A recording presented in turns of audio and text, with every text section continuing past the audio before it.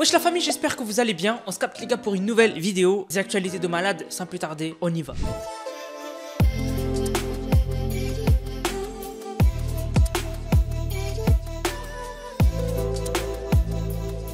Donc du coup les gars, on commence par une info qui moi m'a fait beaucoup rire parce que ça prouve les rumeurs qui circulent autour de Twitch. Twitch, vous connaissez, plateforme de streaming, vous suivez des streamers tous les jours sur ce réseau là et en fait on a le patron de Twitch qui en fait était en live et en fait il a montré des fonctionnalités qui arrivent bientôt sur Twitch comme des stories ou encore le fait de scroll comme TikTok et d'avoir les clips les plus regardés de la plateforme en gros via un algorithme qui en fait te pusherait les meilleurs clips qui te correspondent. C'est trop bien. La seule chose qui est bizarre, c'est que sur son propre téléphone, le patron de Twitch, en fait on voit qu'il suit que des streameuses hot tub. En gros, hot tub c'est une catégorie sur Twitch où en fait vous streamez en bikini. Alors à la base c'est fait pour ceux qui vont à la plage ou à la piscine, mais en fait des streameuses l'ont détourné pour pouvoir se montrer. Voilà, vous avez compris. Et en gros du coup ce qu'elle faisait, c'est que par exemple elle mettait un jacuzzi dans leur chambre et du coup c'était considéré comme piscine, mais c'était faux. Et en fait juste elles stagnaient sur l'eau comme ça, juste pour attirer les clics parce qu'elles sont pas, elles sont en bikini quoi. Et en fait le patron de Twitch suit que des femmes comme ça. Il fait ce qu'il veut, hein. Si demain il veut suivre des otaries,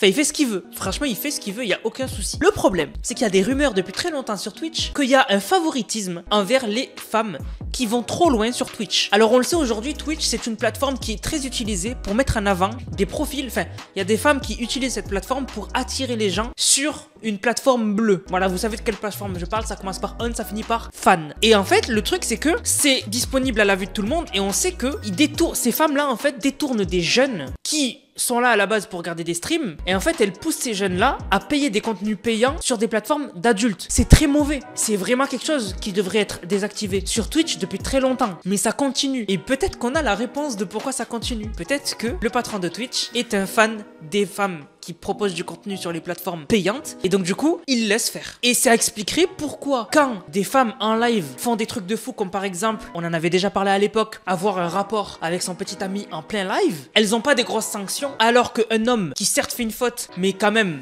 qui est beaucoup moins grave que d'avoir un rapport en live se prend un ban à vie. Et ça c'est l'histoire de Gideon. Gideon c'est un streamer très connu et à l'époque il avait fait un live et en live il a dit allez raid Pokémon, donc allez sur le live de Pokémon sur Twitch et spammer dans le chat L plus ratio, un truc comme ça, pour la taquiner. Twitch n'ont pas aimé, l'ont ban à vie. Voilà, ils l'ont ban à vie. Pour ça, on peut dire ok, il a abusé, il est parti harceler quelqu'un. Ok. Cette streameuse, du coup, l'exemple que je donnais tout à l'heure, cette streameuse a eu un rapport en live et il y avait une vitre, on voyait. Elle a été ban 7 jours. 7 jours et après elle pouvait restream, tout allait bien. Voilà. Et on a plein d'exemples comme ça où il y avait une streameuse un jour, elle a lancé son live, elle s'est montrée. Ouais, je vais pas rentrer dans les détails, mais elle a tout montré, mais abusé. Et elle a été ban genre moins d'un mois. Au bout d'un mois, au bout de quelques semaines, elle pouvait relive. Donc est-ce que le patron de Twitch, est-ce que finalement c'est pas sa cam hein, et qu'en fait du coup le mec bizarre un peu hein, puisque bon tu peux aimer ça mais donner du favoritisme à certaines femmes par rapport à ça c'est pas normal en tant que gérant d'une plateforme aussi grosse que Twitch. Bref voilà, je voulais en parler parce que moi je suis pas sur Twitch donc j'en ai un peu rien à faire de ce que pense Twitch de moi et je préfère dire la vérité parce que les streamers Twitch ne parleront jamais de cette information. Bref, maintenant on va parler de Ryan Garcia. Rappelez-vous on avait parlé de Ryan Garcia qui à un moment était au plein milieu de l'actualité puisque il avait dit que les élites veulent s'occuper de lui, vont se débarrasser de lui, vont le cloner et il avait commencé à faire plein de tweets etc. Mais un des tweets qui avait attiré notre attention c'était Ryan Garcia qui disait qu'il y allait avoir un tremblement de terre grave le 6 juin. Je sais que Jésus va revenir et j'ai prédit qu'il y aurait un tremblement de terre le 6 juin 2024. Le 6 juin, à un endroit précis ou à Los Angeles et à Vegas, le 6 juin Le 6 juin 2024.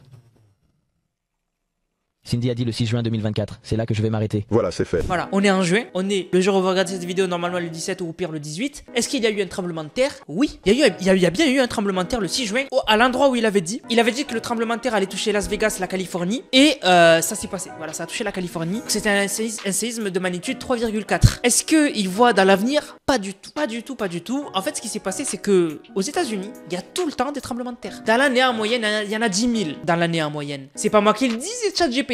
Voilà, en gros, j'ai demandé à ChatGPT, il me dit que la Californie connaît environ 10 000 tremblements de terre chaque année. Dire qu'il y aura un tremblement de terre à une date, bon, t'auras 100% raison la plupart du temps, parce qu'il y a tout le temps des tremblements de terre en Californie. Donc Ryan Garcia, je pense que c'était beaucoup plus de spectacle que du concret. Mais là, il est temps de reparler de Nick Merckx, qui est le sujet principal d'aujourd'hui. Nick Merckx, pour ceux qui le connaissent pas, c'est un joueur Call of Duty à la base, et très connu. Tellement connu que Call of a ajouté son skin dans Warzone.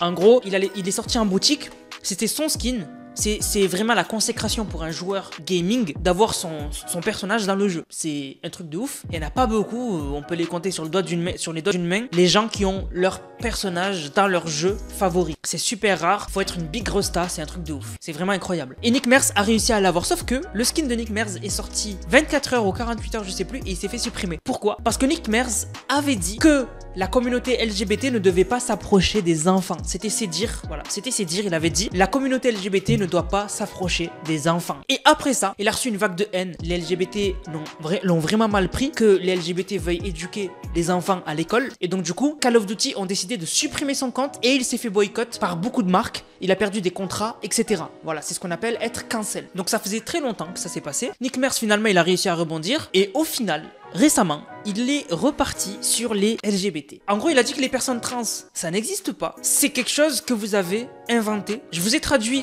le clip où il dit ça avec une IA, donc c'est pas sa vraie voix, mais c'est la traduction française pour... voilà. Bref, je vous mets le clip. Transphobe qui lutte contre le transgay, les trans n'existent pas. C'est quelque chose que vous avez créé. Alors, amusez-vous bien avec votre petit monde imaginaire. Mais ce n'est même pas réel. Laissez-moi vous expliquer, d'accord? Le pénis... Homme... Femme, c'est tout. Viens ici avec ce putain de trait. Donc vous l'avez vu, voilà, il a dit si t'as quelque chose, t'es un homme, si t'as rien, t'es une femme. C'est tout, ça s'arrête là. Et du coup, c'est vraiment aller super loin sur internet. D'autant que il y a plein de gens qui le suivaient, qui étaient LGBT, qui se sont dit qu'ils vont arrêter de le suivre, qu'ils ont fait des trades, etc. Donc du coup, voilà. Franchement, il s'est repris une vague de haine. Après, je pense qu'aujourd'hui, il en a rien à faire parce qu'il a déjà tout perdu. Un homme qui a tout perdu, c'est le truc le plus dangereux. Parce que vraiment, t'as plus de limites. Les barrières, ça s'arrête. Donc voilà ce qu'a dit Nick Merz. Donc ça a fait beaucoup polémique. Dites-moi ce que vous en pensez dans les commentaires, bien sûr, dans le respect, comme d'habitude, sur la chaîne. Du coup, la famille, j'espère que la vidéo vous a plu. Si c'est le cas, n'hésitez surtout pas à liker, commenter, partager. On se retrouve après-demain pour une nouvelle vidéo. C'est Nanas, prenez soin de vous. Bang, bang, bang.